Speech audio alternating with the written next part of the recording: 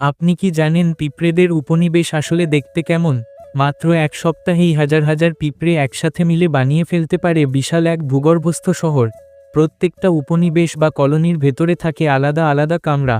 কোথাও খাবার সংরক্ষণ, কোথাও লাভাদের জন্য নার্সারি, আবার কোথাও ব্যস্ত কর্মপিঁপড়েদের বিশ্রামের জায়গা। আর থাকে রানী পিঁপড়ের রাজকীয় কামরা, যেখানে সে হাজার হাজার ডিম পাড়ে। কিন্তু সবচেয়ে আশ্চর্য ব্যাপার হলো, পিঁপড়ের এই ভূগর্ভস্থ শহরগুলোতে নিখুঁত ভেন্টিলেশন সিস্টেমও থাকে। মাটির ভেতরে নানান চ্যানেল আর ছিদ্র তৈরি করে তারা বাতাস চলাচল নিয়ন্ত্রণ করে, যাতে ভেতরে সব সময় সমান তাপমাত্রা বজায় থাকে।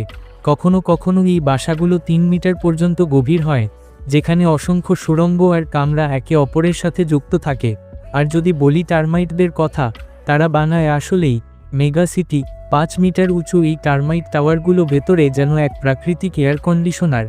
গরম হাওয়া ভেতর থেকে উঠে যায় চিমনির মতো ছিদ্র দিয়ে, আর ঠান্ডা বাতাস ঢুকে আসে নিচ থেকে। ভাবুন তো, এত ক্ষুদে প্রাণীরা কি অসাধারণ ইঞ্জিনিয়ারিং করে। পিঁপড়ের উপনিবেশ আসলে প্রকৃতির এক বিস্ময়কর শহর।